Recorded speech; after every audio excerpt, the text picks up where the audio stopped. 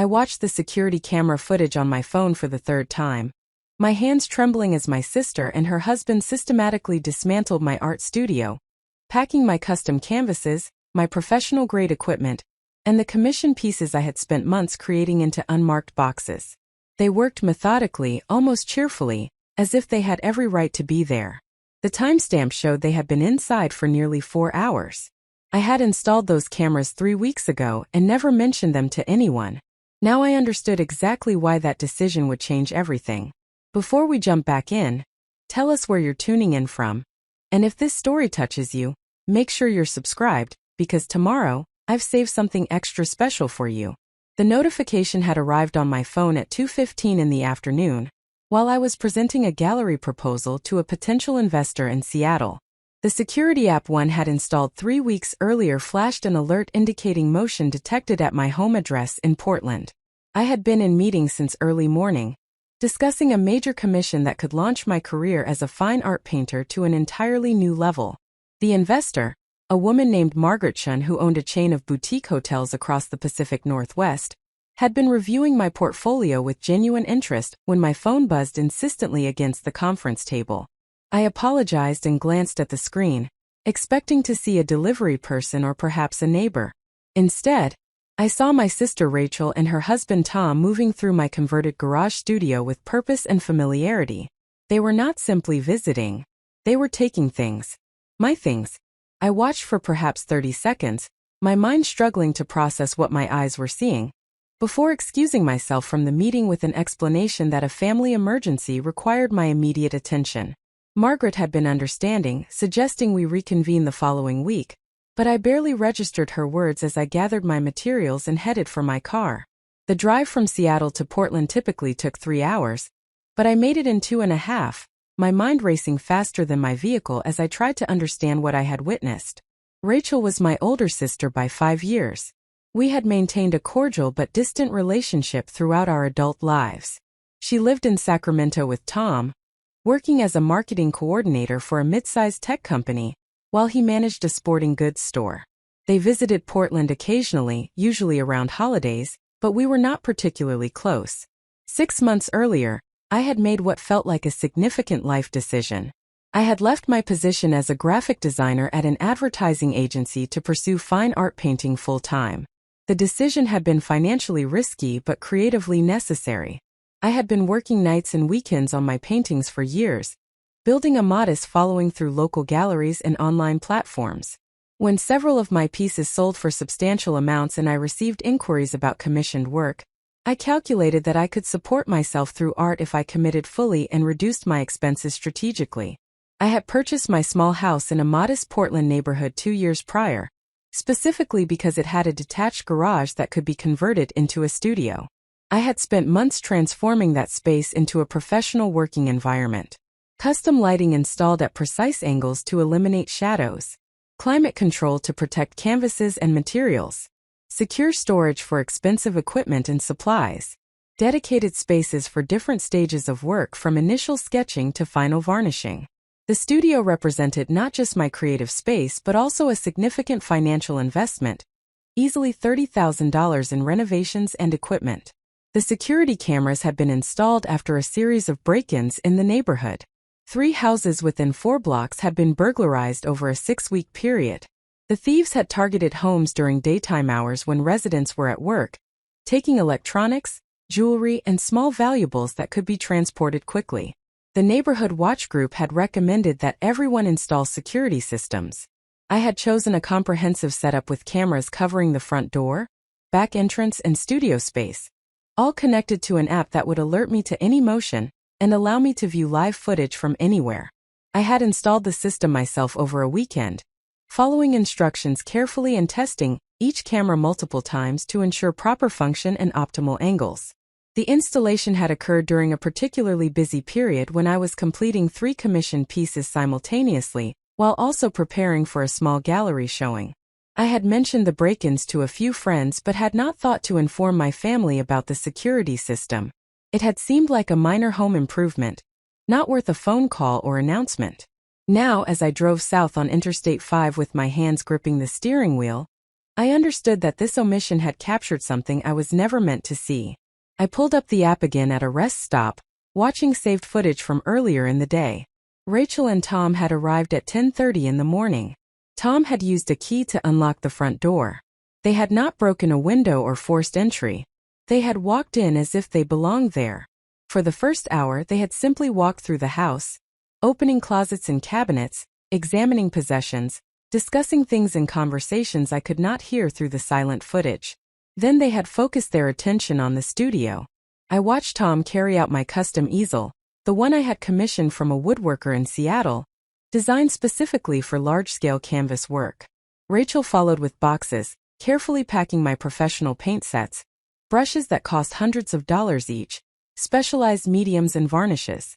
They worked systematically through the space, taking inventory with what appeared to be a written list. Most disturbing were the canvases they removed. 3 large pieces that represented commissioned work for specific clients, projects I was being paid significant amounts to complete. 2 were nearly finished, requiring only final detail work and varnishing. The third was perhaps halfway complete, but already represented dozens of hours of careful layering and technique. I watched them load these items into a rental truck parked in my driveway. The truck was large, the kind used for moving entire households. They made multiple trips, filling it methodically. By the time I was watching at the rest stop, the live feed showed the truck was gone and my house appeared empty. They had left. I checked the timestamp. They had departed approximately 40 minutes earlier, which meant they were likely on the highway heading back to Sacramento.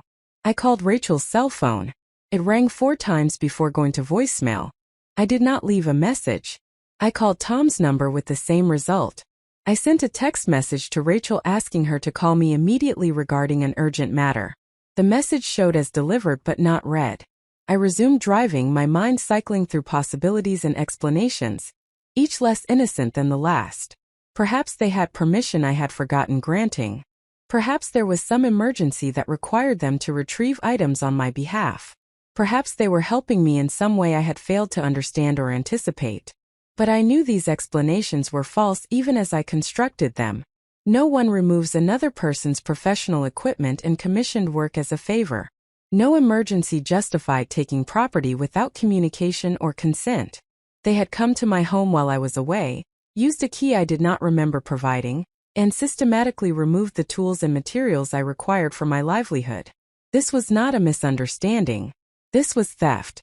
I arrived home to find my front door locked, everything appearing normal from the exterior. Inside, the house looked untouched. My furniture remained in place. My television and electronics were undisturbed. The kitchen showed no signs of entry.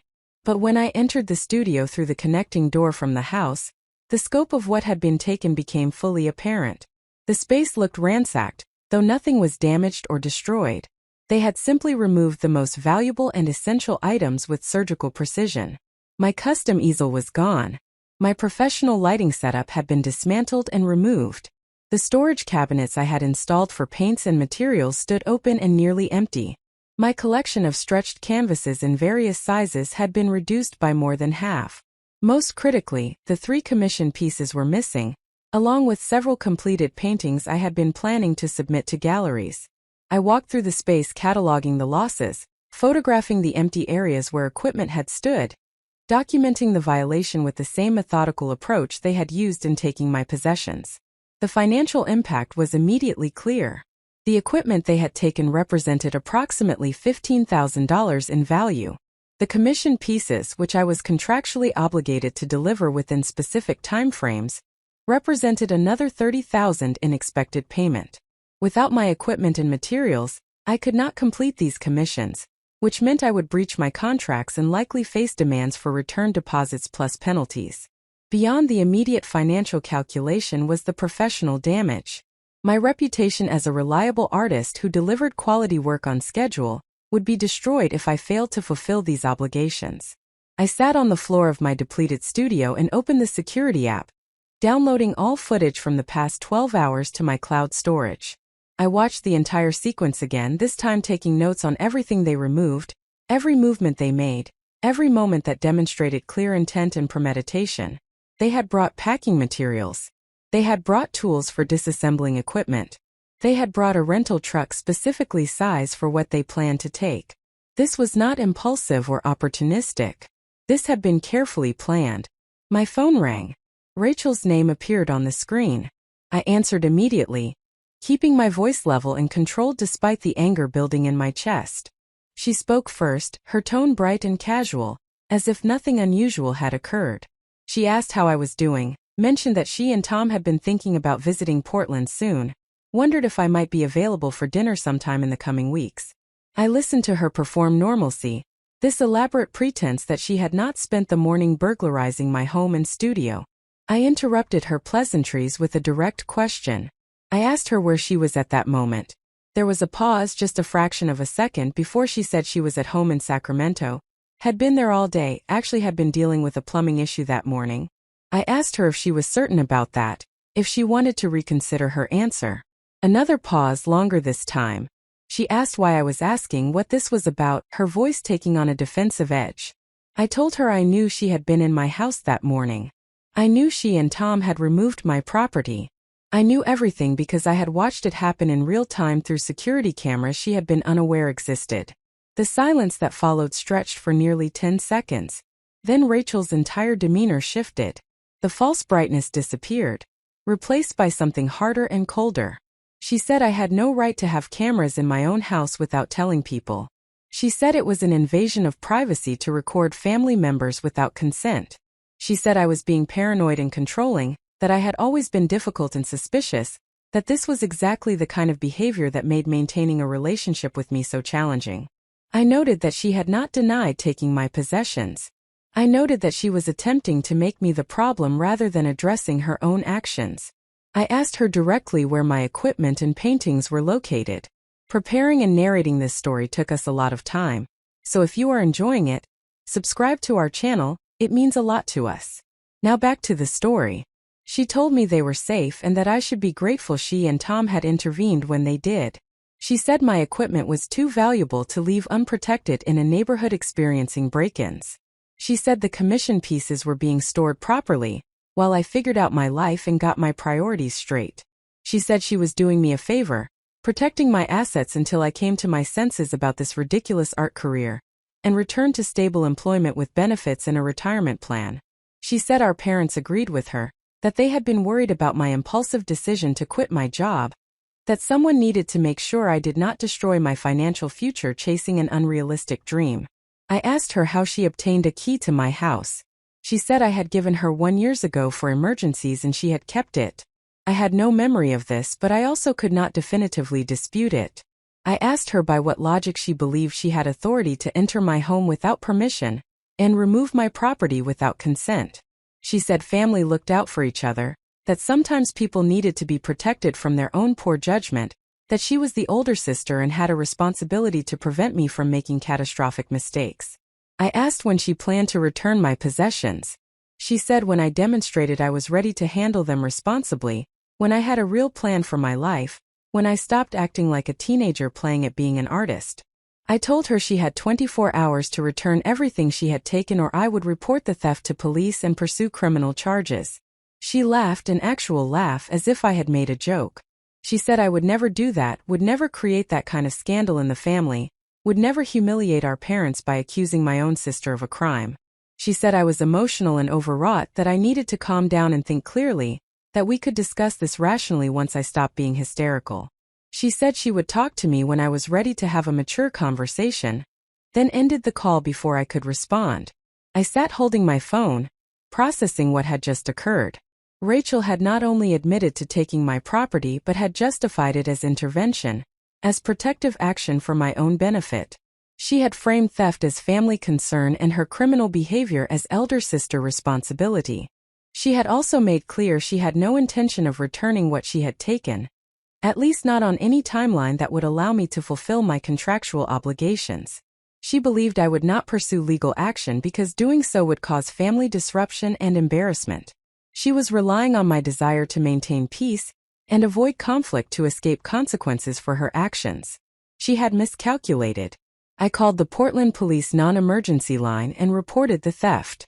The officer who took my report was professional and thorough, asking detailed questions about what had been taken, the approximate value, and how the perpetrators had gained access.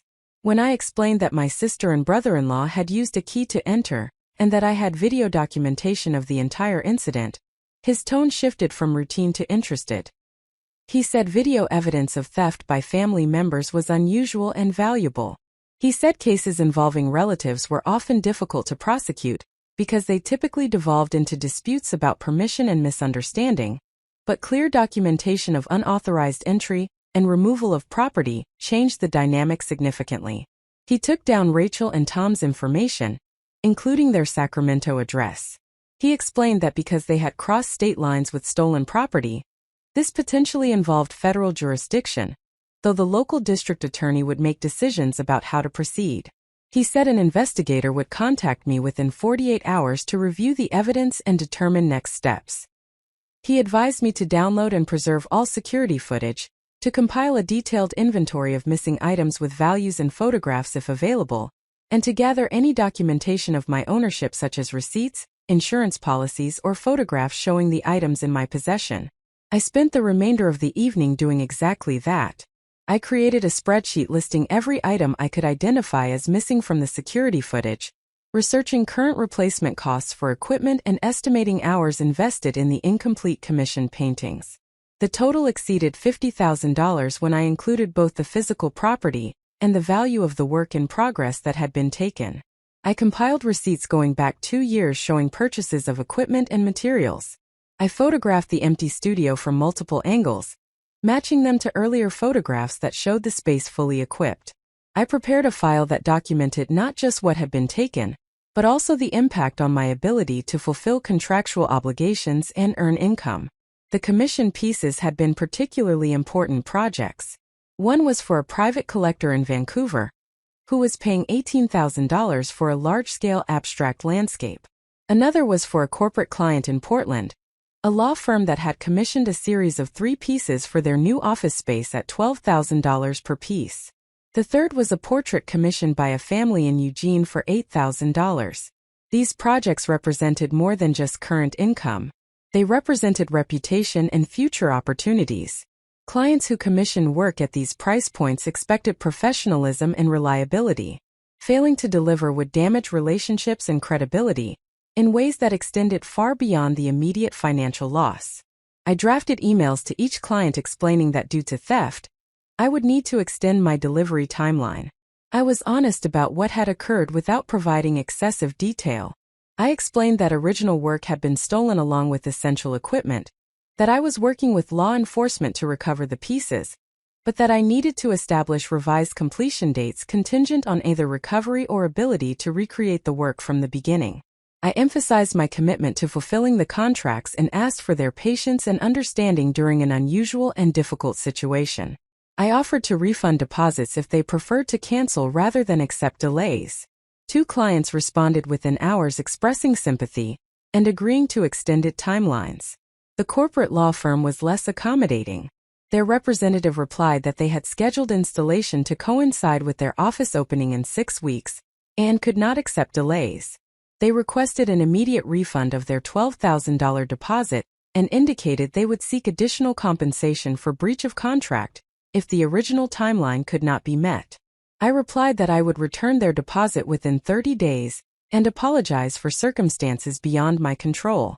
I did not mention that returning $12,000 I had already spent on materials and preliminary work would require me to drain my savings and possibly take on debt. That night I barely slept. I lay in bed reviewing the security footage repeatedly on my phone, watching Rachel and Tom move through my studio with casual entitlement, taking the tools of my profession as if they had every right to determine what I needed and what I was ready to handle. The violation went beyond the monetary value of what they had taken. They had entered my private creative space, the sanctuary I had built specifically for pursuing work that mattered to me, and had judged it insufficient or inappropriate. They had decided my career choice was invalid, and had appointed themselves arbiters of what I deserved access to while I reconsidered my life decisions according to their standards and timelines.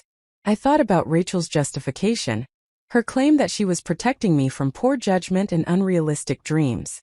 I thought about her assertion that our parents supported her intervention, that my family collectively believed I needed to be managed and controlled for my own benefit.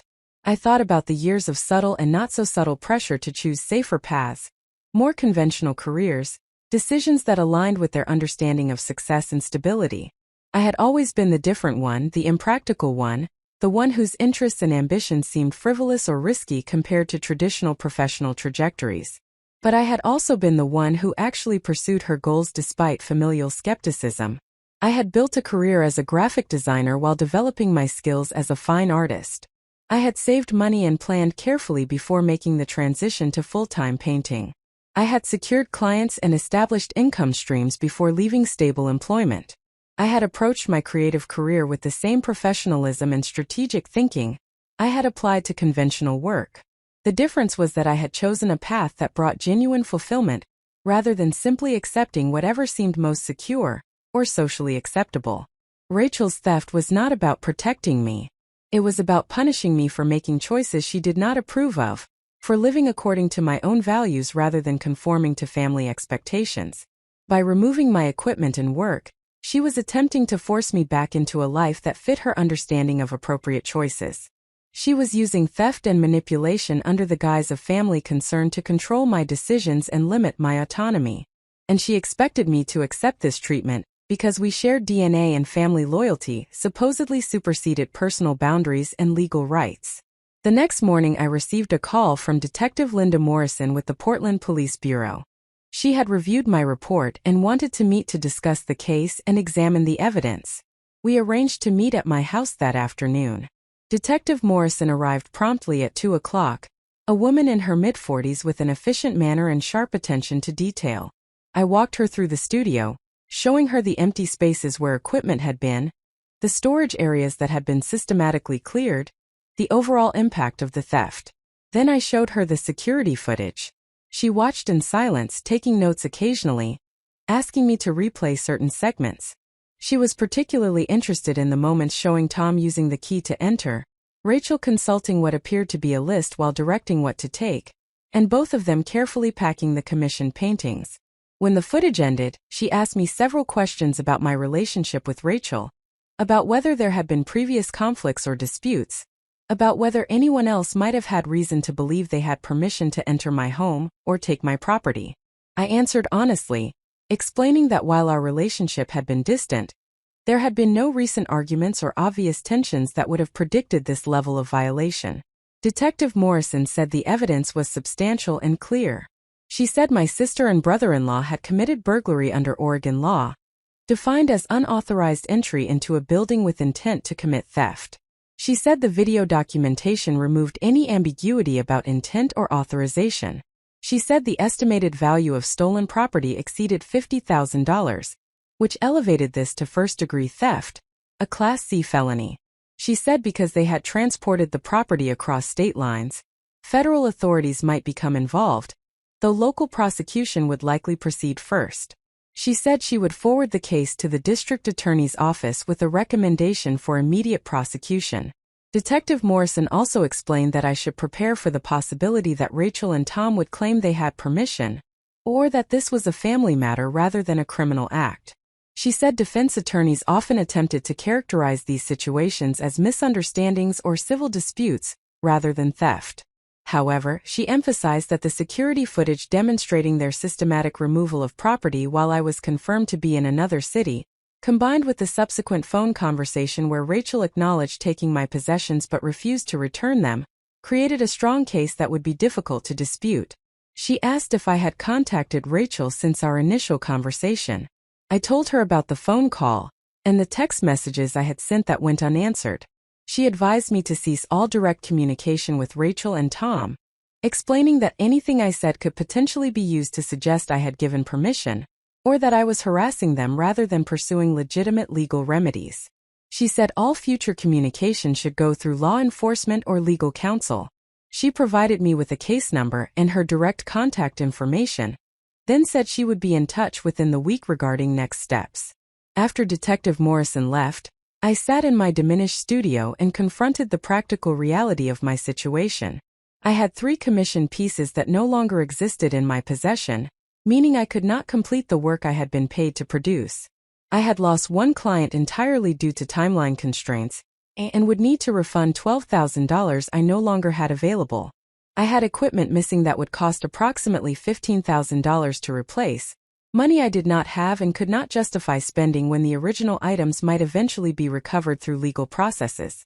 I had a mortgage payment due in 2 weeks and living expenses that continued regardless of my current crisis. I began researching my options. I discovered that I could file a civil lawsuit against Rachel and Tom separate from any criminal charges, seeking return of property or compensation for its value plus damages.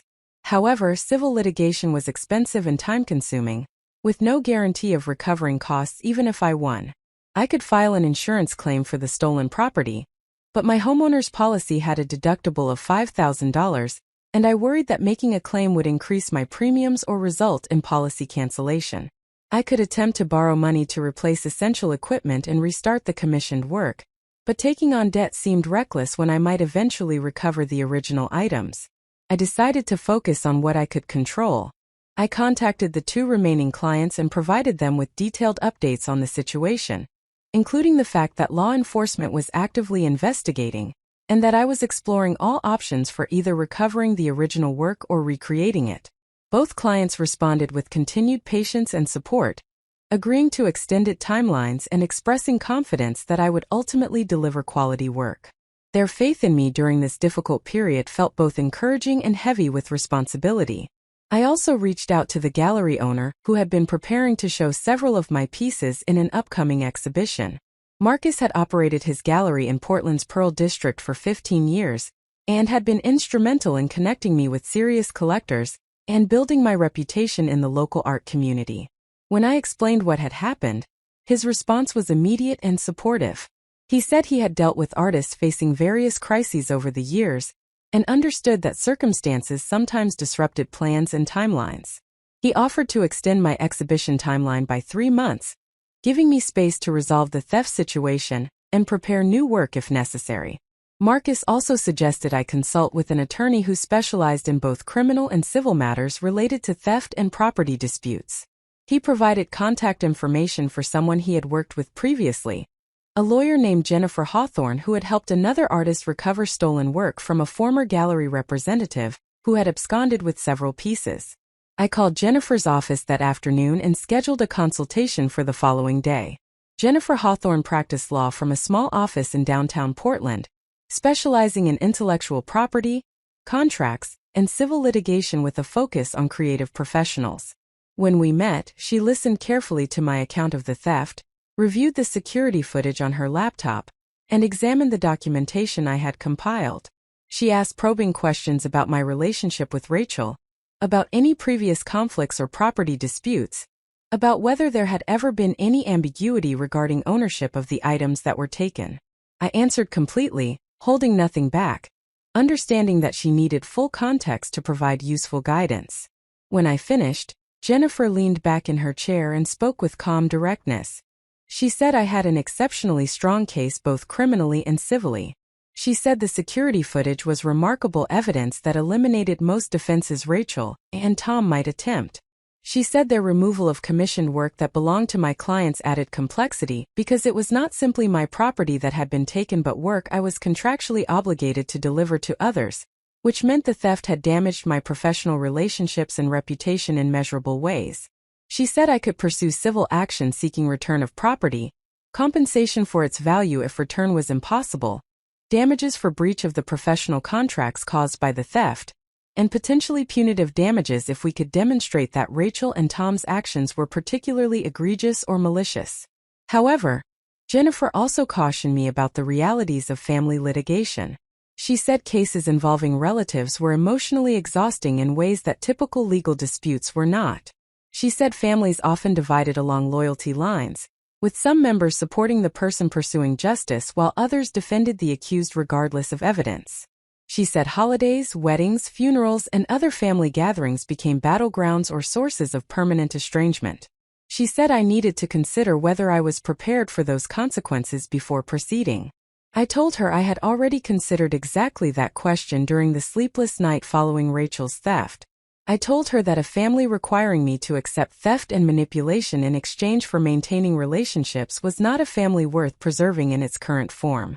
I told her that boundaries and consequences were more important than false harmony. I told her I was prepared to lose relationships with people who valued my compliance over my well-being. I told her I wanted to pursue every available legal remedy, both criminal and civil, to the fullest extent possible. Jennifer nodded, a slight smile crossing her face. She said she appreciated working with clients who had clarity about their goals and realistic expectations about costs. She outlined her fee structure and estimated that a civil case, if it went to trial, could cost between $20,000 and $30,000 in legal fees. She said we could potentially recover those fees if we won, but there was no guarantee.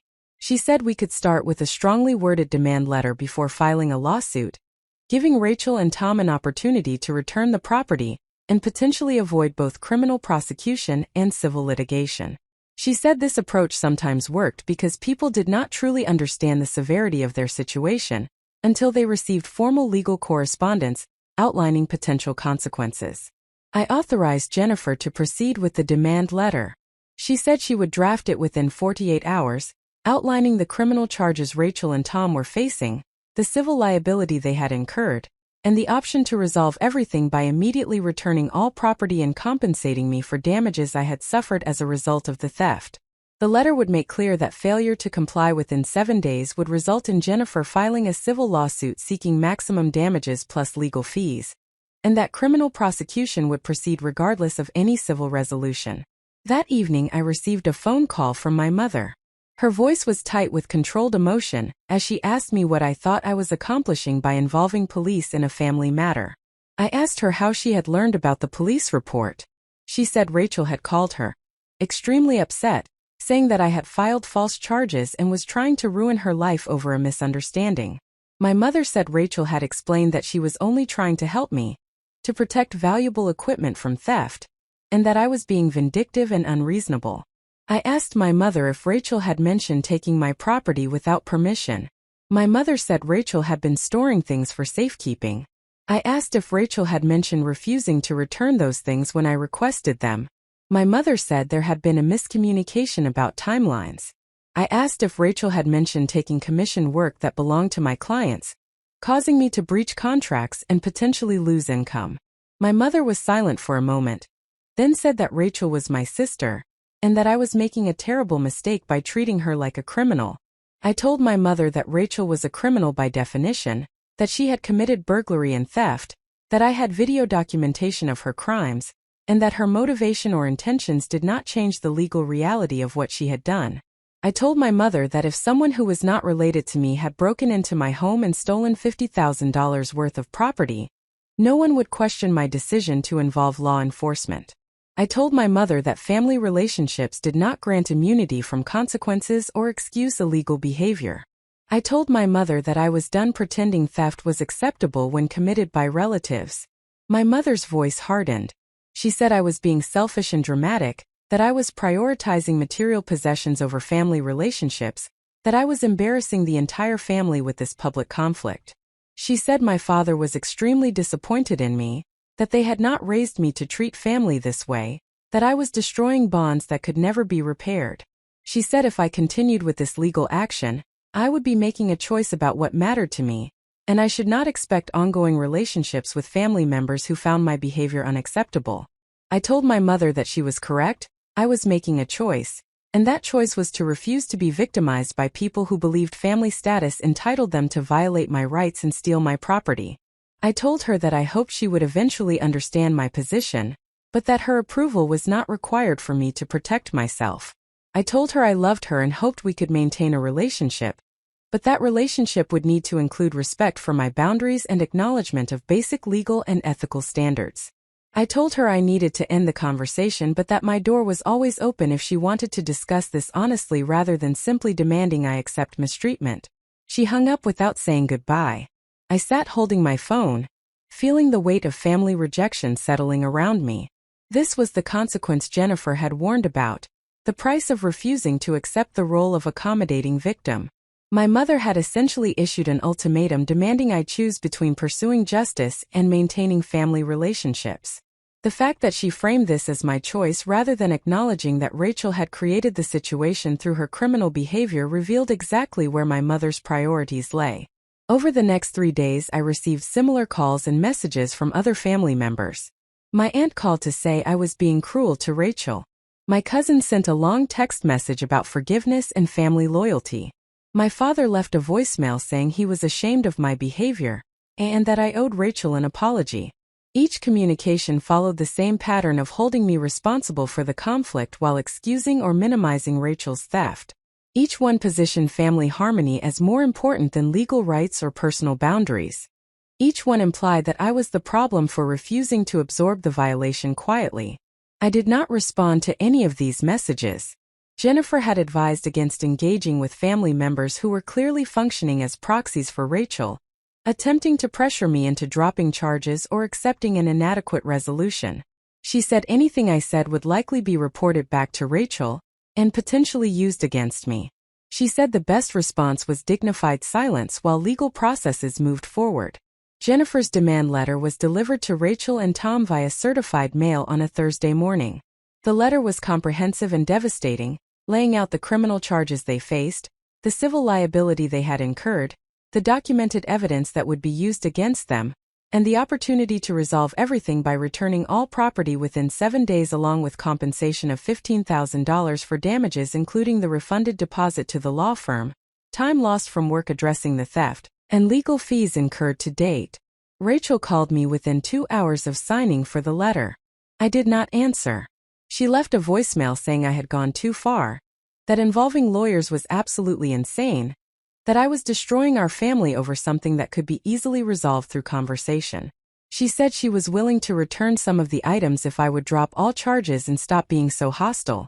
She said Tom was extremely upset, and that I was causing him significant stress that could affect his health. She said I needed to call her immediately so we could work this out like adults. I forwarded the voicemail to Jennifer, who listened and then called me back. She said Rachel's offer to return some items was an admission that she had taken them without permission, which strengthened our position. She said the conditional nature of the offer, requiring me to drop charges, demonstrated that Rachel understood she had legal exposure and was attempting to negotiate from a weakened position.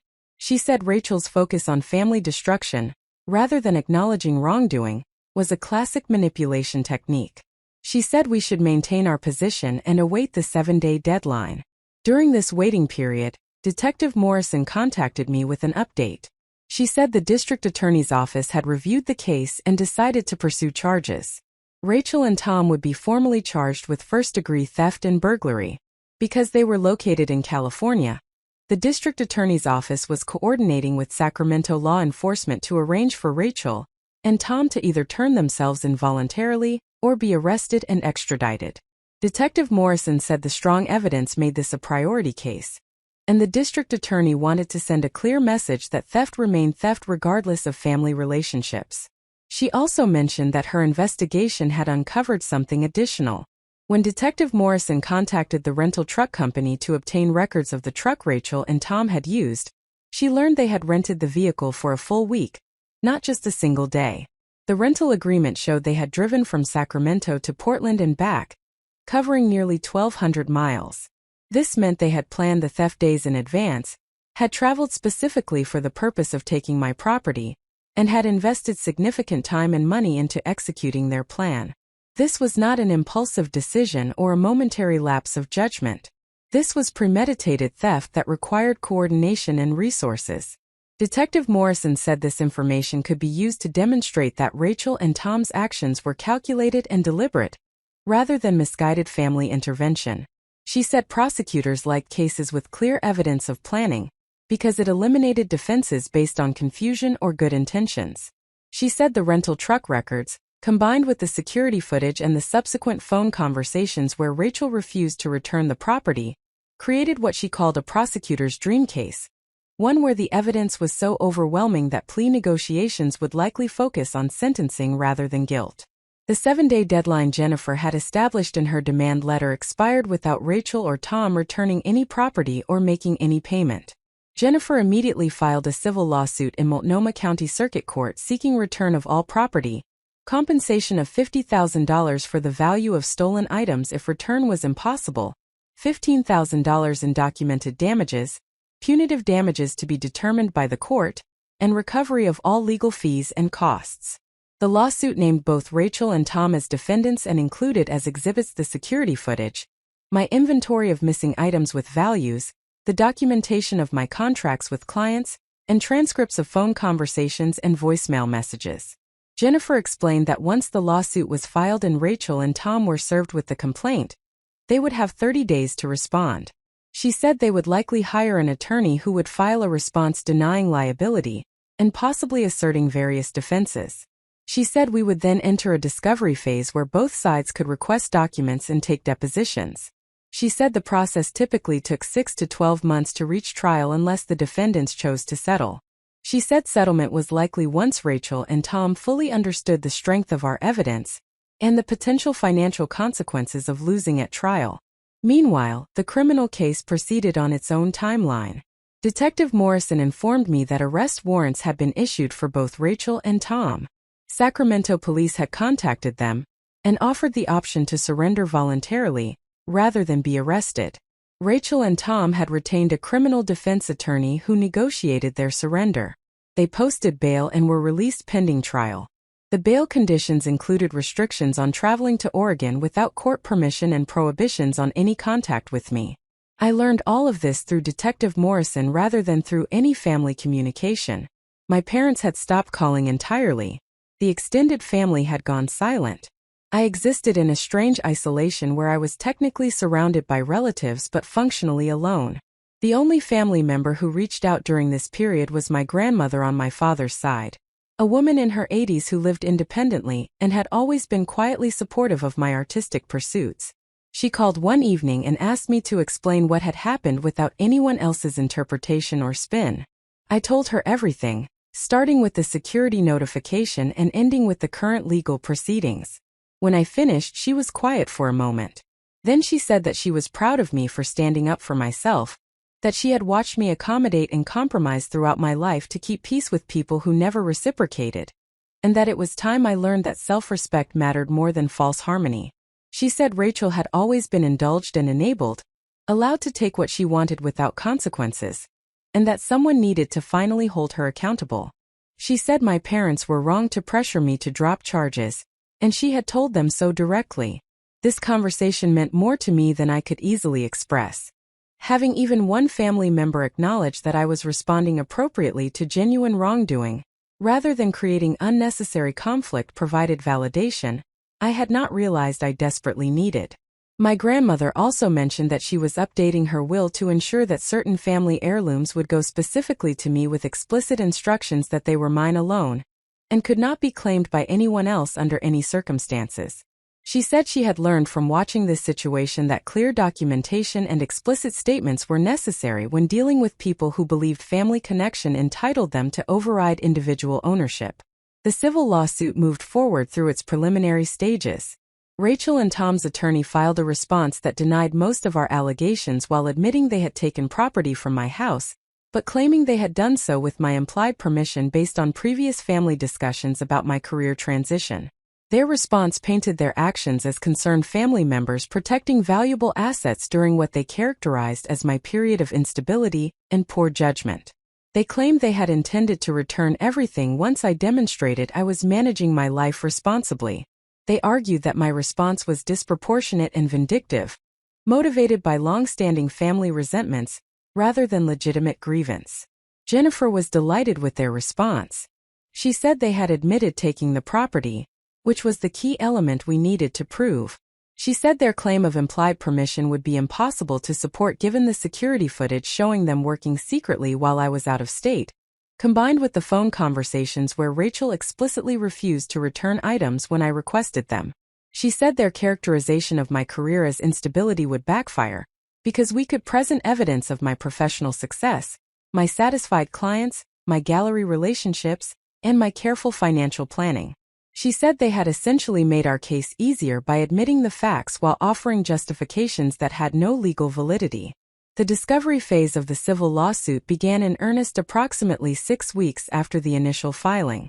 Jennifer submitted formal requests for documents to Rachel and Tom's attorney, demanding all communications between them regarding me or my property, all financial records related to the rental truck and any storage facilities they might be using, all photographs or videos they had taken of my possessions, and any other evidence relevant to their claim that they had permission to take my property. She also scheduled depositions for both Rachel and Tom, formal questioning under oath that would be recorded and could be used at trial. Rachel and Tom's attorney submitted similar discovery requests to us, asking for financial records showing my income and expenses, communications with family members, documentation of my professional relationships, and any evidence that might support or undermine my claims about the value of stolen property and the damages I had suffered. Jennifer and I spent several days compiling everything they had requested, organizing documents chronologically, and ensuring we could support every assertion we had made in the lawsuit. Jennifer explained that thorough preparation during discovery often determined trial outcomes, because cases were won or lost based on the quality of evidence presented rather than the persuasiveness of arguments. While the civil case progressed through these procedural steps, the criminal case moved along its separate track. The district attorney's office in Portland had formally charged Rachel and Tom with first-degree theft, burglary, and criminal conspiracy. The conspiracy charge had been added because prosecutors believed they could prove Rachel and Tom had planned the theft together, which elevated the seriousness of the offense. They were scheduled for arraignment in Portland, requiring them to travel from Sacramento to enter their pleas and hear the charges against them officially. Detective Morrison kept me informed about developments in the criminal case, though she emphasized that prosecutors made independent decisions about charges and plea negotiations without input from victims beyond their initial statements. She said the district attorney's office believed this was an important case that would establish clear precedent about family members not being exempt from theft laws. She said they were not inclined to offer favorable plea deals because the evidence was so strong and the principle at stake was significant. I learned through Detective Morrison that Rachel and Tom had attempted to negotiate a plea agreement where they would return all property in exchange for reduced charges or deferred prosecution. The district attorney had rejected this offer, explaining that returning stolen property after being caught did not negate the crime that had already been committed.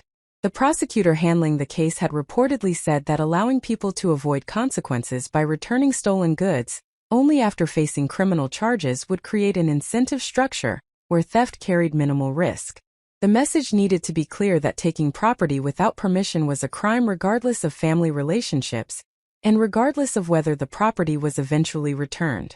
The first deposition was scheduled for Tom, Jennifer, her paralegal, Rachel and Tom's attorney, a court reporter, and Tom gathered in a conference room at Jennifer's office on a Tuesday morning. I was permitted to attend as the plaintiff but was advised to remain silent and simply observe. Jennifer had prepared extensively for this deposition, developing a detailed outline of questions designed to lock Tom into specific statements that could later be challenged or used against him. Tom appeared uncomfortable from the moment he entered the room. He was a tall man in his early 40s with thinning hair and a nervous habit of adjusting his collar. He wore a suit that looked slightly too large, as if he had lost weight recently or borrowed it from someone else. His attorney sat beside him, a middle-aged man named Robert Chun who had a reputation for aggressive defense tactics. Robert began by stating several objections for the record about the scope of the deposition and the relevance of certain questions Jennifer planned to ask, preserving his ability to later argue that some testimony should not be admissible at trial. Jennifer began with basic background questions establishing Tom's relationship to me, his knowledge of my house and studio, his understanding of my career as an artist. Tom answered carefully, frequently pausing to consider his words or glancing at his attorney before responding. Jennifer then moved into questions about the planning that had preceded the theft. She asked when he and Rachel had first discussed going to my house. Tom said he could not remember exactly. Jennifer showed him the rental truck agreement with its reservation date, pointing out that they had reserved the truck 5 days before actually picking it up, which suggested planning had occurred at least that far in advance. Tom acknowledged the reservation date but claimed the truck had been reserved for other purposes initially, and they had only decided to go to my house at the last moment. Jennifer asked what other purposes. Tom said they had been considering moving some furniture for a friend. Jennifer asked for the friend's name and contact information. Tom hesitated, then provided a name. Jennifer made a note to follow up with this person, likely discovering that no such moving plans had existed. She then asked Tom to describe in detail what had happened on the day they went to my house. Tom's account was halting and inconsistent. He said Rachel had suggested they check on my property because of the neighborhood break-ins I had mentioned. He said they had used a key Rachel had to enter the house. He said once inside they had noticed that some of my equipment seemed valuable and vulnerable to theft, so they had decided to take it for safekeeping. Jennifer asked why they had not called me first to discuss this plan. Tom said I had been unreachable. Jennifer produced phone records showing that neither he nor Rachel had attempted to call me that day or in the preceding week. Tom said he must have been mistaken about the timing. Jennifer asked Tom to explain why they had taken commissioned paintings along with equipment. Tom said the paintings were valuable and needed protection. Jennifer asked how taking incomplete commissioned work that I needed to finish for clients constituted protection. Tom said they had not realized the paintings were incomplete. Jennifer played security footage showing Tom carefully examining the paintings and discussing them with Rachel, clearly aware they were works in progress. Tom watched the footage and said he had not understood the significance at the time. Jennifer asked Tom why he and Rachel had brought packing materials and tools if this was a spontaneous decision to protect my property. Tom said they had happened to have those items in their vehicle. Jennifer asked why they would have professional packing materials and furniture disassembly tools in their vehicle if they were simply driving from Sacramento to Portland to check on my house. Tom said they had been planning to do some organizing at their own home and had brought supplies for that purpose. Jennifer asked why they would bring home organizing supplies on a trip to another state. Tom had no coherent answer. The deposition continued for nearly 4 hours. Jennifer methodically walked Tom through every element of the theft, asking him to explain each decision and action, confronting him with documentary evidence and security footage whenever his answers were inconsistent or implausible. By the end, Tom had contradicted himself multiple times, admitted to actions that undermined his defense, and generally performed poorly as a witness. His attorney looked increasingly frustrated, at several points instructing Tom not to answer questions that seemed particularly damaging, though Jennifer noted each refusal for potential use in arguing that Tom was hiding unfavorable information. Rachel's deposition was scheduled for the following week. Jennifer said Tom's performance had been helpful to our case because his inability to provide consistent, credible explanations for their actions would make it difficult for them to present a persuasive defense. She said Rachel would likely be better prepared after Tom's experience, having now seen the types of questions Jennifer would ask and the evidence she would present.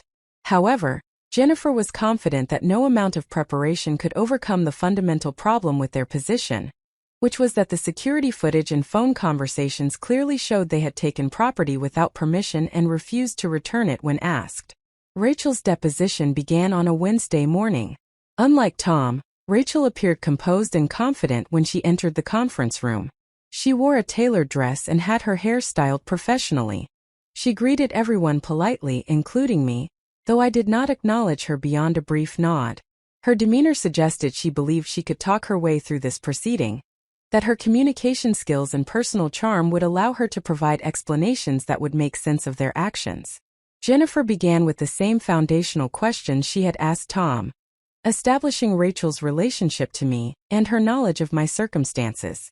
Rachel answered smoothly, describing herself as a concerned older sister who had always looked out for my well-being.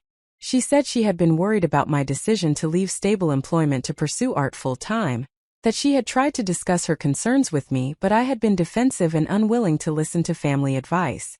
She painted a picture of herself as a caring relative trying to help someone making poor life choices. Jennifer then asked Rachel about the specific decision to go to my house and take my property.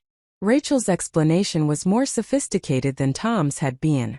She said that after several conversations with our parents about their concerns regarding my financial stability, she had decided to proactively protect my most valuable assets from potential loss through theft or financial crisis.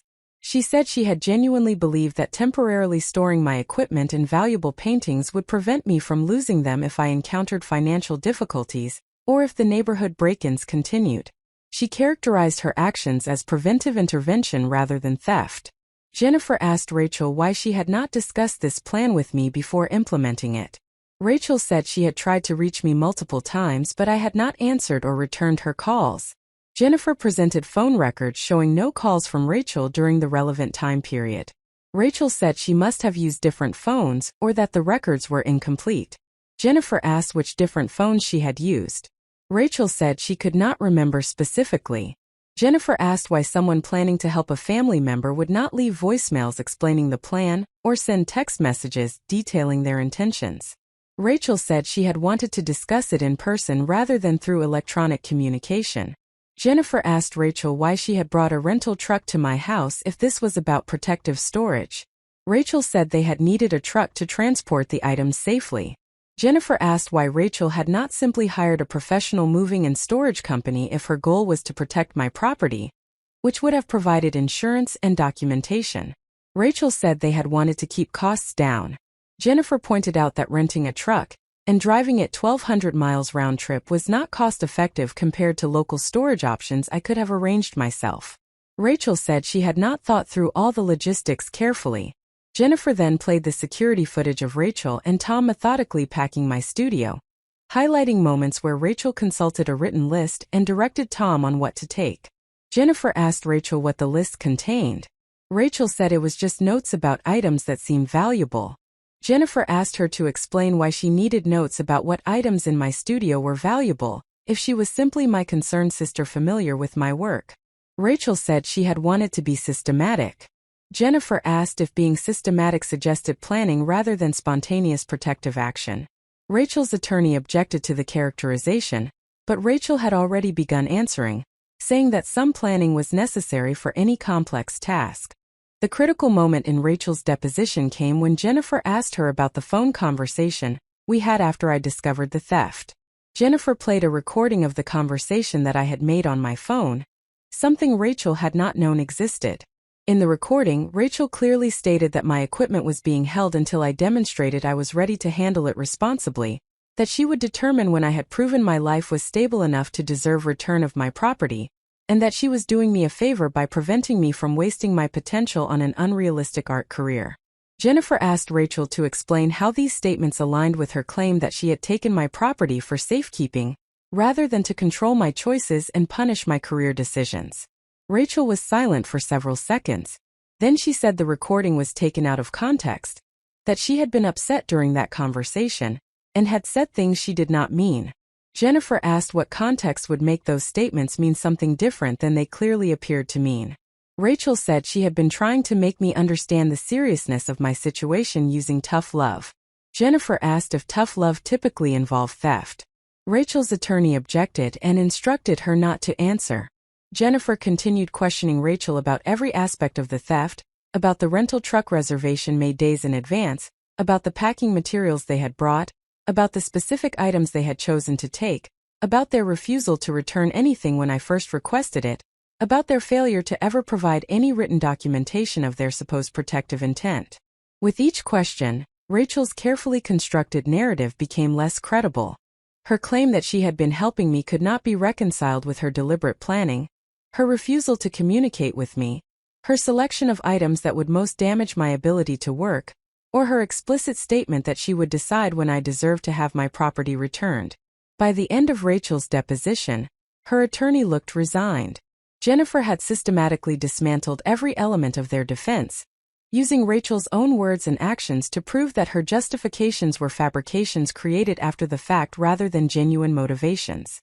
The security footage, the phone recordings, the rental truck records, and the timeline of events all combined to show that Rachel and Tom had committed calculated theft, and were now attempting to reframe it as family intervention to avoid consequences.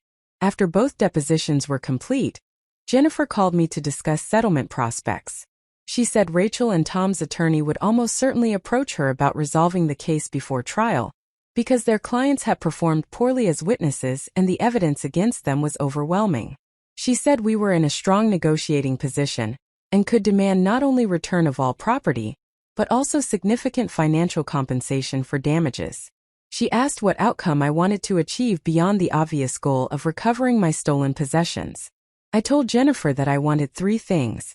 First, complete return of all property in the same condition it had been taken, with any damaged or missing items replaced at Rachel and Tom's expense. Second, full compensation for all damages I had incurred, including the refunded client deposit, the legal fees I had paid, the income one had lost while dealing with this situation, and the cost of additional security measures I had implemented. Third, a written statement from Rachel acknowledging that she had taken my property without permission, that her justifications were false, and that her actions were wrong. I wanted that acknowledgement in writing, signed and legally binding, so that there could never be any family narrative in the future that this had been a misunderstanding or that I had overreacted to innocent intentions.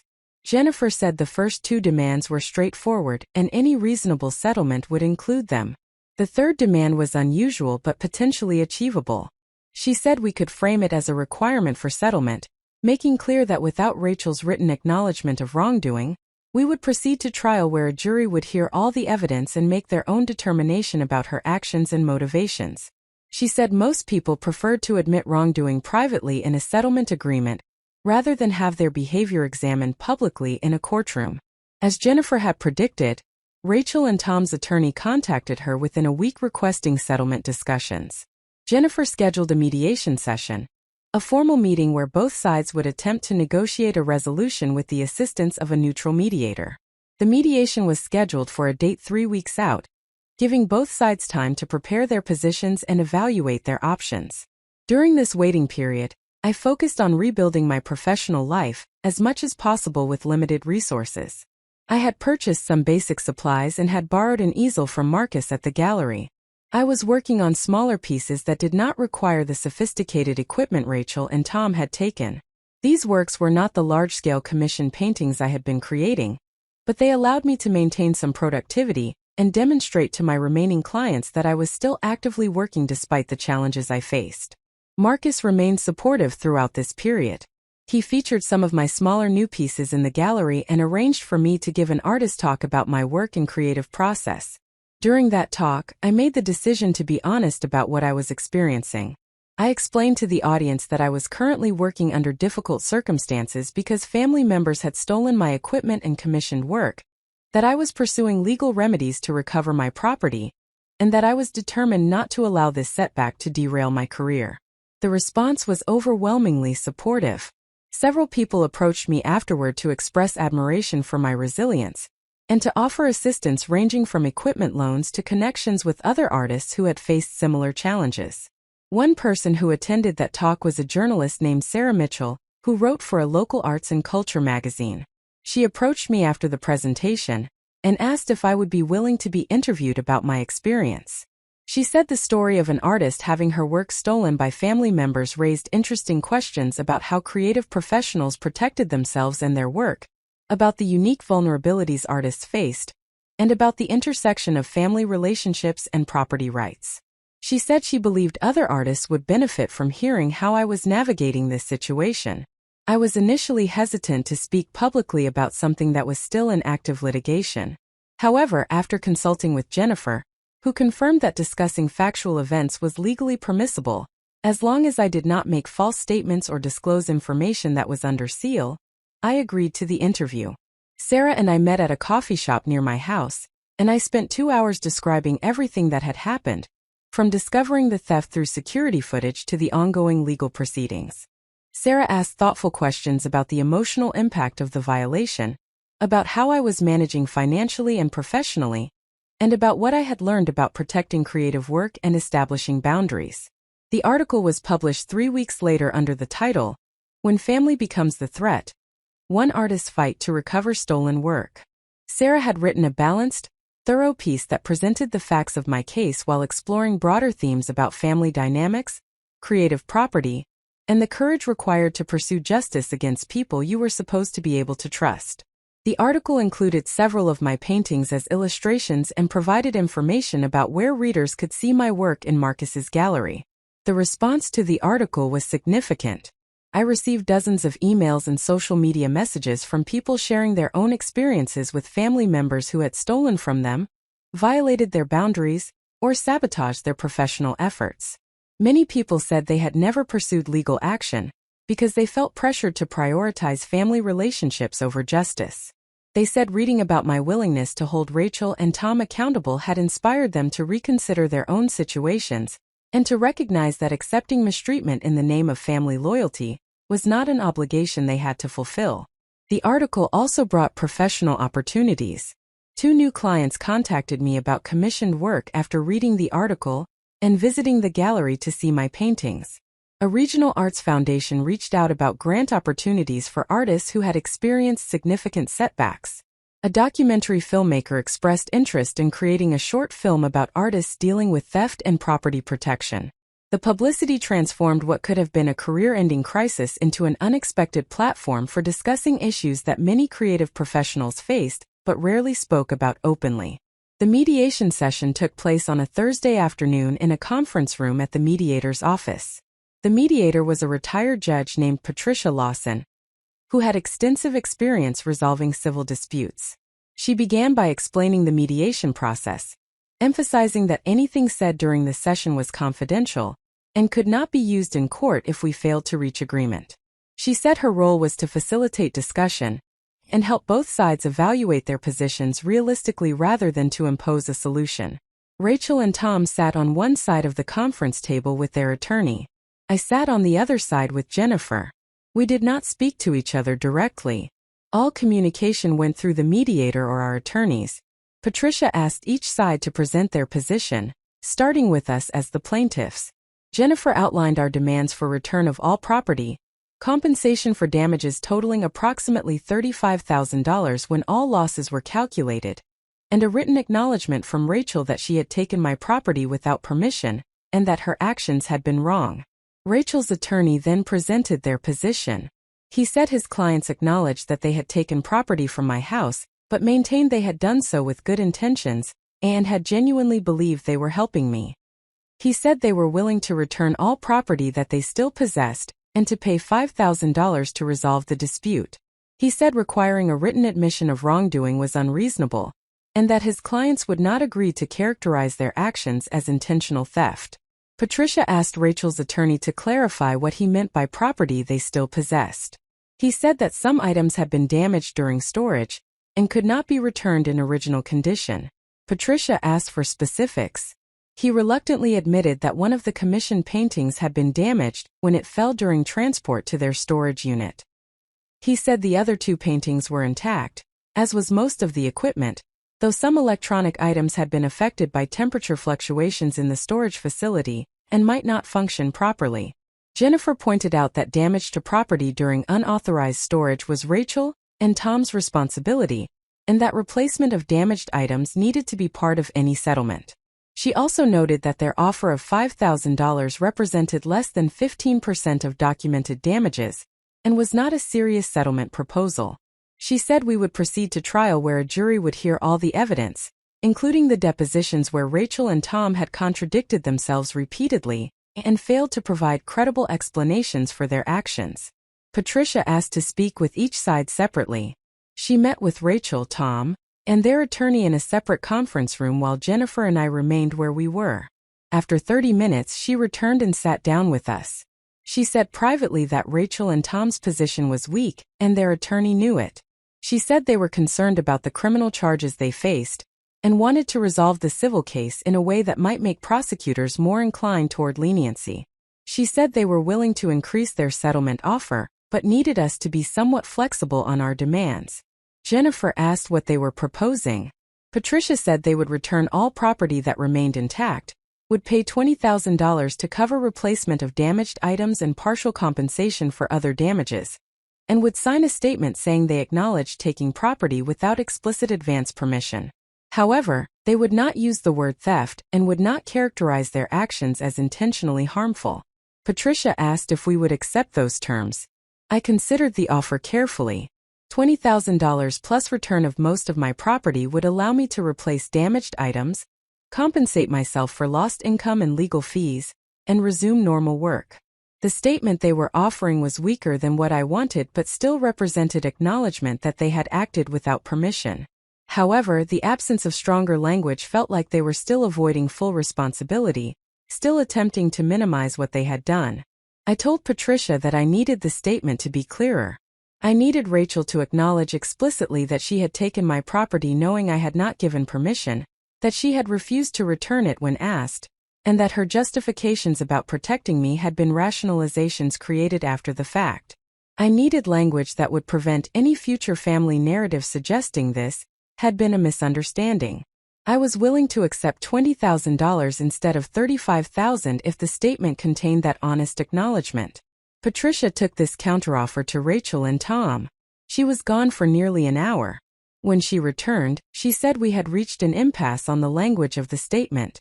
Rachel was willing to acknowledge taking property without explicit permission but refused to admit she had known at the time that I had not given permission, or that her justifications were false. She insisted she had genuinely believed she was helping, and would not sign anything suggesting otherwise. Patricia said Rachel's attorney had advised her that admitting knowing wrongdoing could negatively affect her criminal case by demonstrating clear criminal intent. Jennifer and I conferred privately.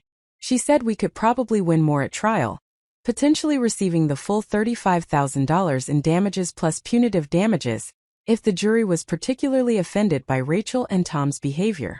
However, trial meant additional legal fees, months of continued stress, and uncertainty about what a jury would actually decide. Settlement meant resolution now, recovery of most of my property, and substantial though not complete financial compensation. I thought about what mattered most to me in this moment. The money was important and would help me rebuild what had been taken. The property was essential for resuming my work at full capacity. But the acknowledgement carried weight beyond immediate practical concerns. This was about establishing a clear record of what had actually happened, creating documentation that could not be reinterpreted or distorted by family members who wanted to preserve a more comfortable narrative.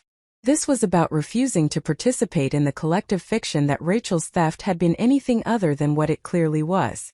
However, I also recognized that insisting on complete vindication through a statement Rachel refused to provide might mean losing the opportunity for resolution entirely. If we went to trial and won everything we sought, the judgment would be a legal document rather than a personal admission. It would establish facts in a court record, but it would not represent Rachel choosing to acknowledge her wrongdoing. Perhaps that choice, that genuine acceptance of responsibility, was something she would never offer regardless of legal pressure or consequences. Perhaps I needed to accept that reality rather than continuing to pursue something she was fundamentally unwilling to provide. I told Jennifer that I would accept the settlement with one modification to the proposed language. The statement needed to include that Rachel had taken my property without asking me first, that she had kept it after I requested its return, and that she understood these actions had caused me significant professional and personal harm. The statement did not need to characterize her motivations or use the word theft, but it needed to acknowledge the basic facts and the impact of her choices. If she could agree to that language, I would accept $20,000 plus return of all intact property as full settlement of the civil case. Patricia took this proposal to Rachel and Tom. This time she returned within 20 minutes. Rachel had agreed to the modified language. Patricia said Rachel's attorney had advised her that acknowledging factual events without characterizing intent was acceptable, and would not significantly impact her criminal case. We spent the next hour working with both attorneys to draft the settlement agreement, ensuring every term was clearly defined and legally enforceable. The agreement specified that all intact property would be returned within 7 days, that damaged items would be cataloged and valued for replacement, that the $20,000 payment would be made within 14 days, and that Rachel's written statement would be provided as part of the executed settlement documents. The statement, when finally drafted and agreed upon, read as follows: I, Rachel Morrison, acknowledge that on the date of May 15th, I entered the residence and studio of my sister at her Portland address and removed property including art equipment, supplies, and paintings without asking her permission in advance. I acknowledge that when my sister contacted me and requested return of this property, I did not immediately comply with her request. I understand that my actions caused my sister significant professional harm, including damage to client relationships and financial losses. I acknowledge that the items I removed belonged to my sister, and that I did not have authorization to take them or to determine when they would be returned. The language was carefully neutral, avoiding characterization of Rachel's intent while establishing the key facts. She had taken property without asking. She had refused to return it when asked. She understood her actions had caused harm. These acknowledgments, preserved in a legal document that would become part of the court record when the settlement was filed, created a factual foundation that could not be disputed or reinterpreted later. Rachel could maintain whatever private beliefs she wanted about her motivations, but the public record would reflect what had actually occurred. We executed the settlement agreement that afternoon. Both sides signed multiple copies. The mediator witnessed the signatures and notarized the documents. Jennifer would file the settlement with the court, formally resolving the civil case. Rachel and Tom had 7 days to return my property and 14 days to provide the financial payment. The agreement included provisions for enforcement if they failed to comply, allowing me to immediately seek court intervention without having to file a new lawsuit. I left the mediation feeling a complex mixture of relief, exhaustion, and something that was not quite satisfaction but resembled it. I had not achieved total vindication or complete financial compensation. I had not received the full acknowledgement of wrongdoing I had initially wanted, but I had successfully held Rachel and Tom accountable through legal processes, had forced them to admit key facts about their actions, and had secured return of my property plus substantial financial compensation. I had refused to simply absorb the violation and move on as my family had pressured me to do. I had demonstrated that boundaries and consequences mattered more than maintaining false harmony. The property was returned 5 days later. A moving truck arrived at my house driven by professional movers Rachel and Tom had hired rather than attempting to deliver things themselves, which the settlement agreement wisely permitted. The movers unloaded equipment, canvases, and supplies, placing everything in my studio according to my instructions. Most items were in reasonable condition given that they had been in storage for several months. The professional lighting equipment functioned properly once reconnected and tested. The easel showed some minor wear but remained structurally sound. My paint supplies and brushes were intact, though some paints had separated and required mixing before use. The 2 surviving commissioned paintings were returned carefully wrapped and protected. I unwrapped them in my studio and examined them closely. Both showed minimal damage from their time in storage, primarily minor edge wear that could be addressed during final varnishing. I could complete both pieces within a reasonable time frame and deliver them to clients who had been remarkably patient throughout this ordeal. The third painting, the one that had been damaged during transport, was not returned. Instead, the movers delivered a certified appraisal from a professional art valuator, assessing the destroyed painting's value at $12,000 based on the commission contract and the stage of completion it had reached before being taken. I spent the remainder of that day reorganizing my studio, returning equipment to its proper places, restocking supply cabinets, and generally reclaiming the space that had been violated months earlier. The act of arranging everything according to my own systems and preferences felt ceremonial, a physical manifestation of restored autonomy and control. This was my space again. No one had the right to enter it without permission. No one had authority to remove what I had built or to judge whether I deserved to possess the tools of my profession. The $20,000 payment arrived via bank transfer exactly 14 days after we executed the settlement agreement. Jennifer confirmed receipt and notified Rachel's attorney that all terms had been satisfied and the case was formally concluded. I used the money strategically. I replaced the destroyed commissioned painting supplies and materials I would need to recreate the work from the beginning. I paid Jennifer's remaining legal fees. I reimbursed myself for the client deposit I had refunded. I upgraded my security system with additional cameras and more sophisticated monitoring capabilities.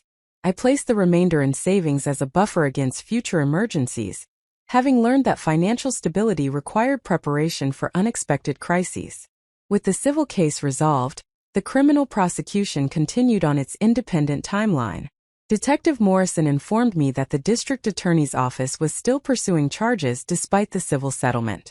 She explained that criminal cases belong to the state, rather than to individual victims, meaning that my willingness to accept settlement did not eliminate Rachel and Tom's criminal liability. The state had an interest in prosecuting theft and burglary regardless of whether victims had been made whole financially, because criminal law served purposes beyond compensation including deterrence and public safety. Rachel and Tom's criminal defense attorney had apparently hoped that settling the civil case would persuade prosecutors to drop charges or offer a favorable plea agreement. However, the district attorney's office remained firm that the severity of the offense, the clear evidence of planning and intent, and the importance of establishing that family relationships did not exempt people from criminal liability all supported continued prosecution. The prosecutor offered a plea agreement that would reduce the charges from felonies to misdemeanors in exchange for guilty pleas, payment of additional restitution to cover prosecution costs, completion of community service, and formal probation. The alternative was proceeding to trial where conviction on the original felony charges would result in potential prison time. Rachel and Tom accepted the plea agreement. They appeared in court, entered guilty pleas to misdemeanor theft and trespassing charges, and were sentenced according to the negotiated terms. Each received 18 months of probation, 200 hours of community service, and joint responsibility for $5,000 in restitution covering the state's costs for investigation and prosecution. They were also ordered to have no contact with me for the duration of their probation unless I initiated it. The judge who accepted their pleas made a brief statement noting that family relationships created trust that made violations particularly harmful, and that people who abuse that trust should expect serious consequences. I did not attend the criminal proceedings. Detective Morrison provided updates, and local news coverage included brief reports about the case given its unusual nature and the precedent it established. The news stories generally framed the case as an example of the justice system taking theft seriously even when committed by family members, noting that the clear evidence from security cameras had made prosecution straightforward. My name was not used in most coverage since I was technically a victim rather than a party to the criminal case, though anyone following the story could likely identify me given the civil case had been public. The professional impact of everything that had occurred proved paradoxically positive in the long term.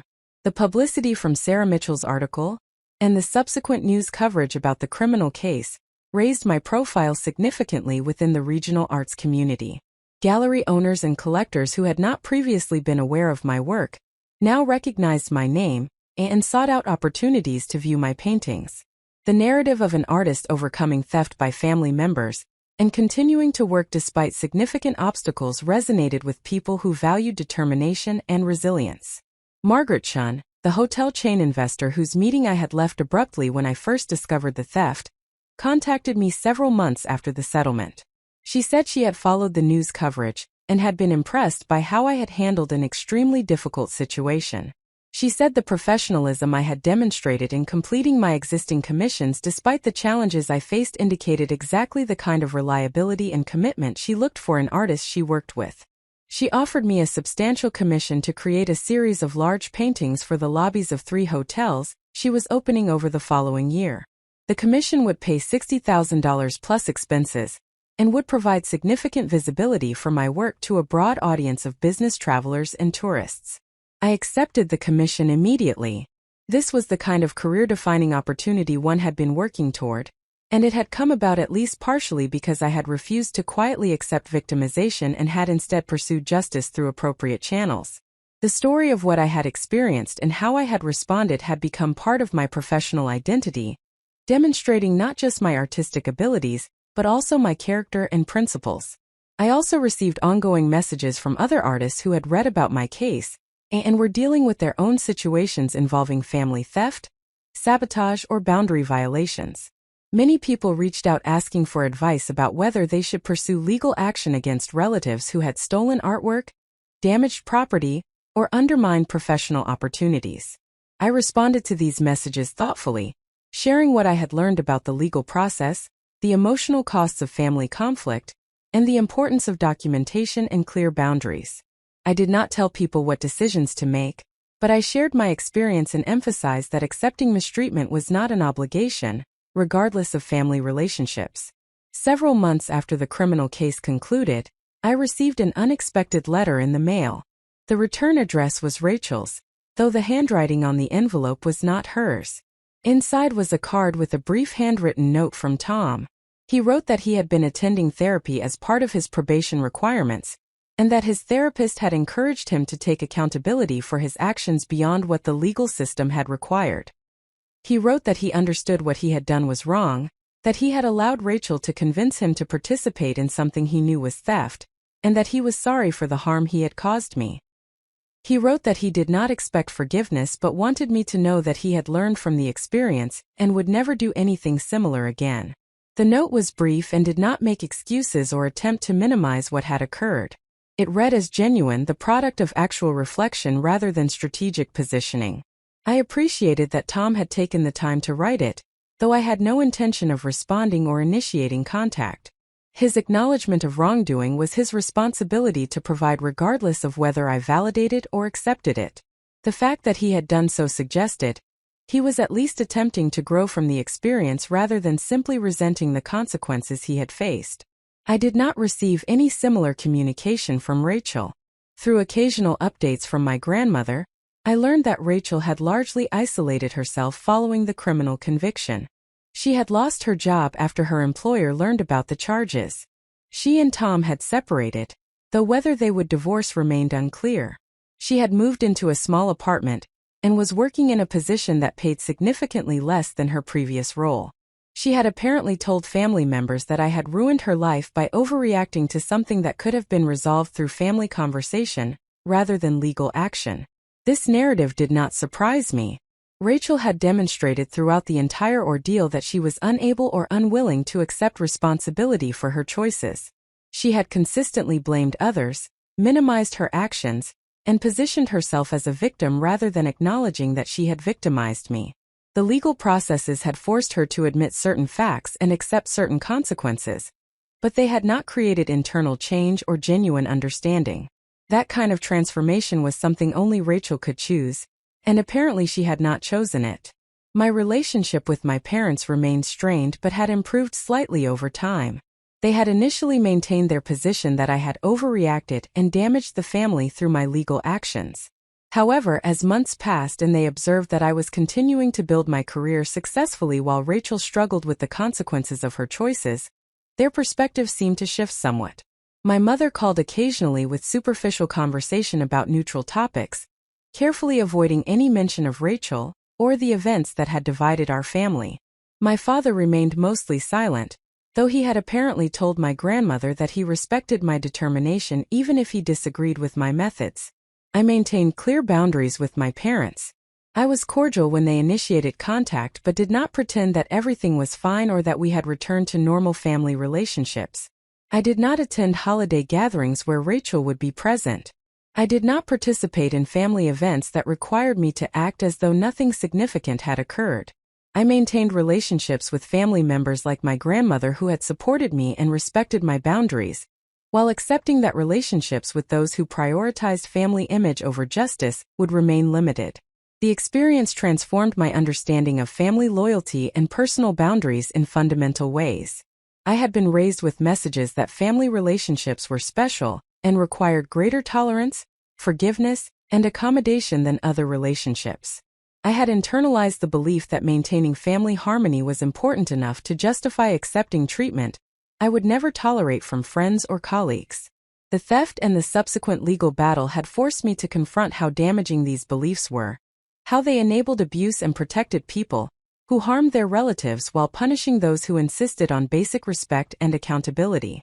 I learned that true family loyalty meant supporting people in being their best selves, rather than enabling their worst behaviors.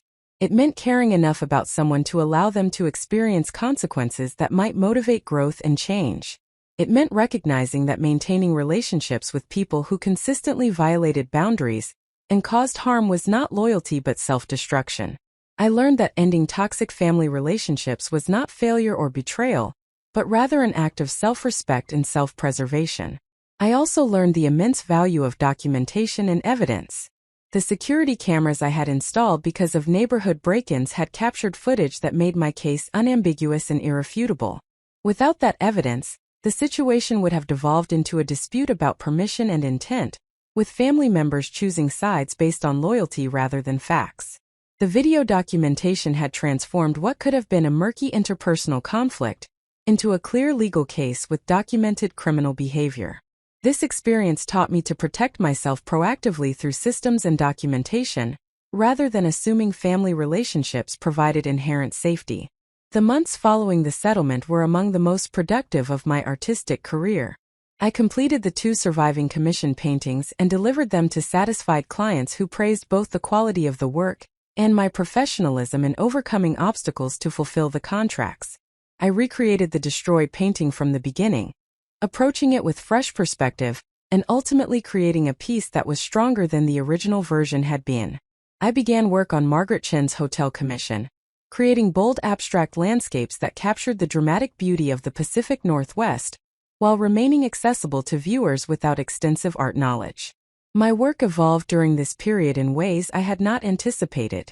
The experience of having my creative tools and output stolen by family members had forced me to confront questions about why I created art and what it meant to me beyond professional success or financial stability.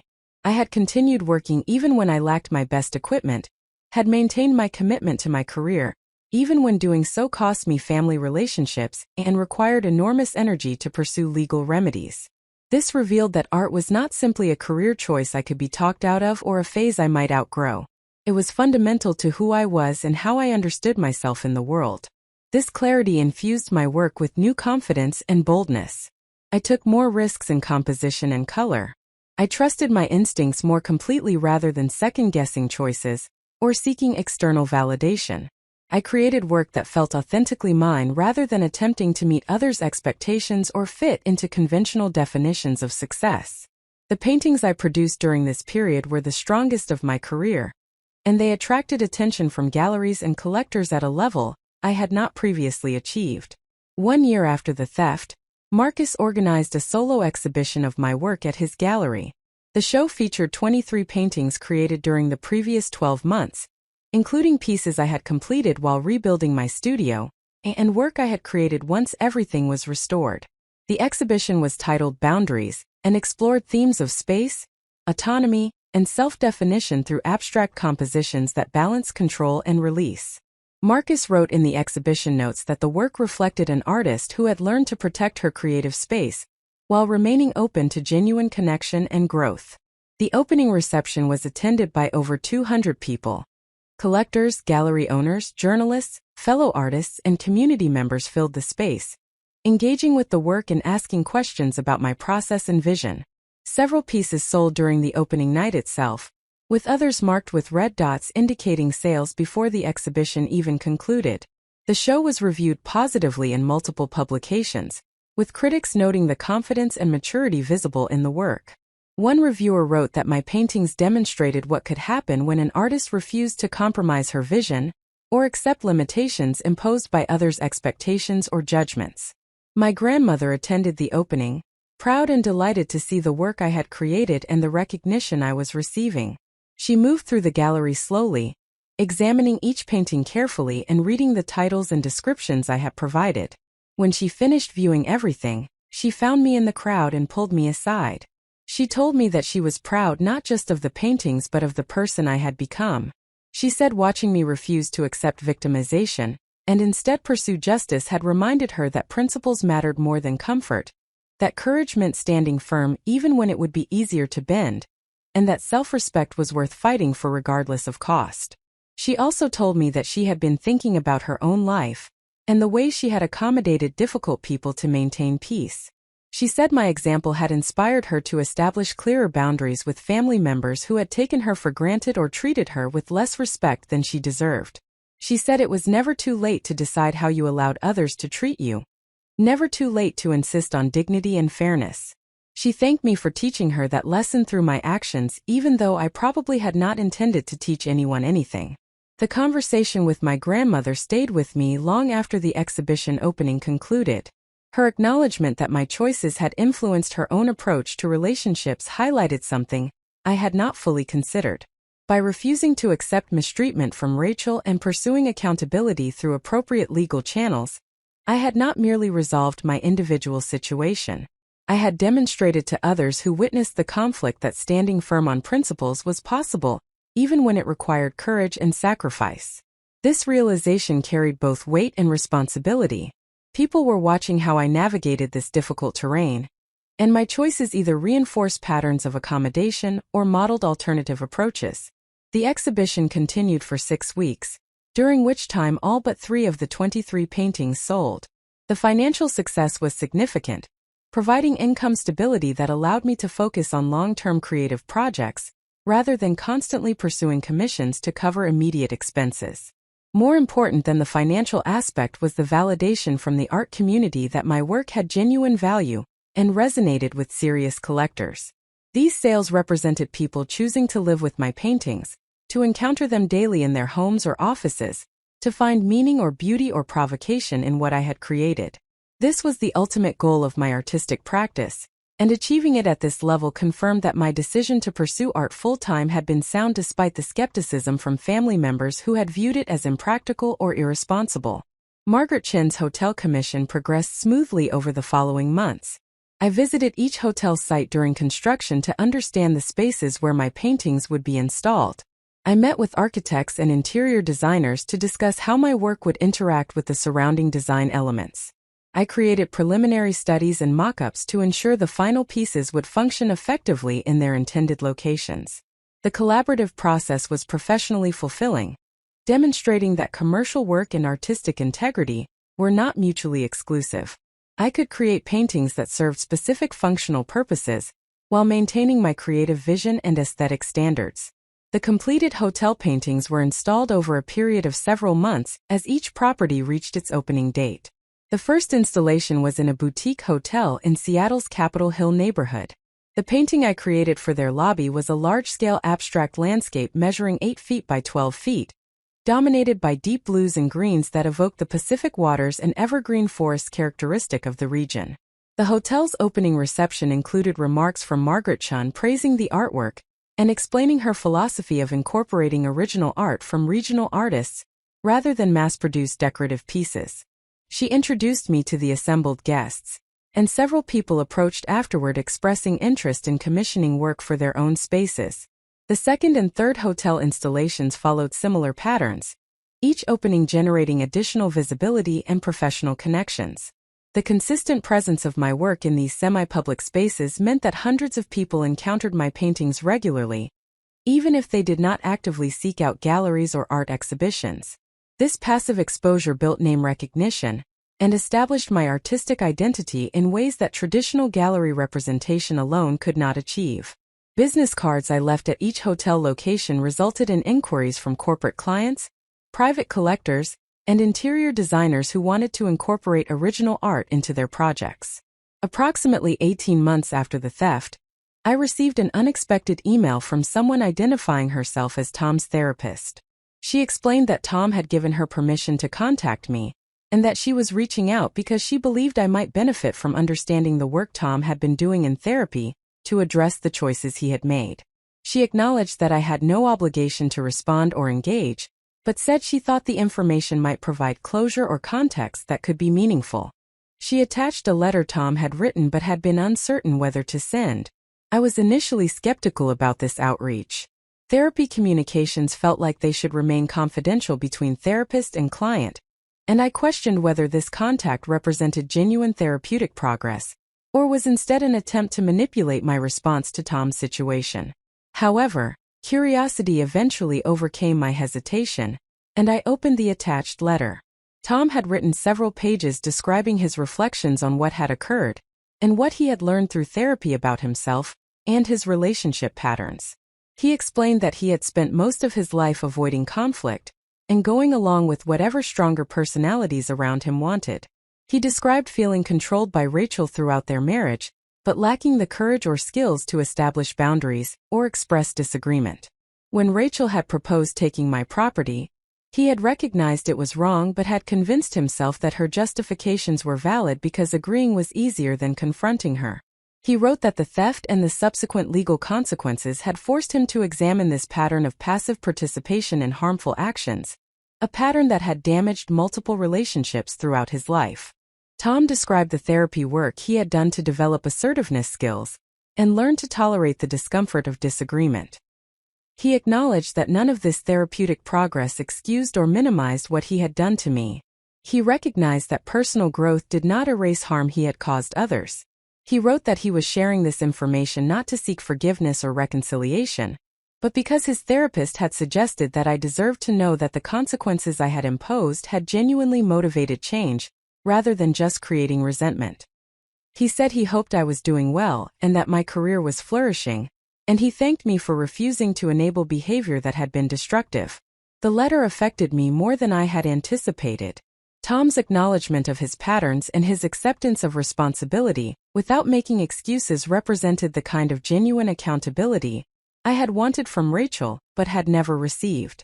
His willingness to examine his choices honestly, and to recognize that legal consequences had been appropriate and even beneficial, demonstrated a level of maturity and self-awareness that was rare. I appreciated his therapist reaching out to share this information, even though I had no intention of responding directly to Tom or resuming any form of relationship. The contrast between Tom's response and Rachel's response to the same events was striking. Both had committed the same crime. Both had faced the same legal consequences. Both had lost their marriage and experienced significant professional and social costs. Yet Tom had used the experience as motivation for genuine self-examination and growth, while Rachel had apparently remained focused on blaming others and positioning herself as a victim. This divergence illustrated something important about accountability and change. External consequences could create opportunities for growth, but they could not force internal transformation. That transformation required willingness to honestly examine one's choices and motivations, a willingness some people possessed and others did not. I shared Tom's letter with Jennifer during one of our periodic check-in conversations. Even though the legal case had been resolved for months, Jennifer and I had maintained occasional contact. She had become something more than just my attorney, functioning as a mentor figure who provided guidance on various professional and personal matters. When she read Tom's letter, she nodded thoughtfully. She said she had represented many clients in family conflict situations over her career, and she had observed that legal interventions produce lasting positive change only when the people involved were capable of honest self-reflection. She said holding people accountable was still worthwhile even when it did not produce that reflection, because consequences had value independent of whether they motivated growth. However, seeing genuine transformation emerge from accountability was particularly satisfying. Jennifer also shared that she had been inspired by my case to think more carefully about how she counseled clients dealing with family conflict. She said she had historically encouraged compromise and mediation because family litigation was so emotionally and financially costly. However, watching how I had handled my situation had reminded her that some conflicts required firm boundaries and legal intervention, rather than negotiation and compromise. She said she was now more attuned to situations where family members were using relationship dynamics to exploit or control others, and she was more willing to support clients who chose to pursue strong legal remedies, rather than reflexively pushing for settlement and reconciliation. This feedback reinforced my growing understanding that individual choices about how to respond to injustice had ripple effects beyond the immediate situation. By refusing to quietly accept Rachel's theft and pursuing accountability through both civil and criminal channels, I had influenced how my grandmother approached her own boundaries, how my attorney counseled future clients, and how other artists thought about protecting their work and themselves. These ripples were not my primary motivation for the choices I had made. I had pursued justice because it was necessary for my own well-being and professional survival. However, recognizing that my choices had broader positive impacts added additional meaning to the difficult path I had walked. 2 years after the theft, my professional situation had stabilized at a level that exceeded what I had projected when I first transitioned to full-time art. I was earning consistent income from a combination of gallery sales, commissioned work, and commercial projects. I had been featured in regional art publications and had work in several permanent collections, including a corporate collection at a major tech company's headquarters and a municipal collection displayed in a public library. I had been invited to serve on advisory boards for 2 arts organizations, positions that allowed me to support other emerging artists and influence how regional arts funding was allocated. The beach house situation that had seemed so catastrophic when it first occurred had ultimately become a defining moment that demonstrated my resilience and professionalism. Gallery owners and collectors who were aware of the story consistently commented that my response to the crisis had increased their confidence in working with me.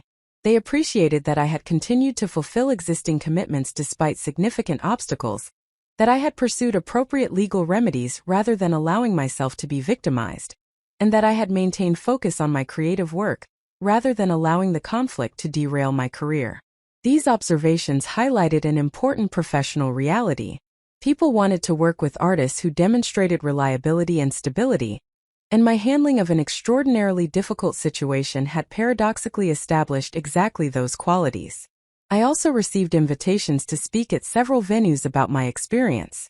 A local law school invited me to participate in a panel discussion about family law and property rights, where I shared the artist's perspective on having creative work stolen and the challenges of pursuing legal remedies against relatives.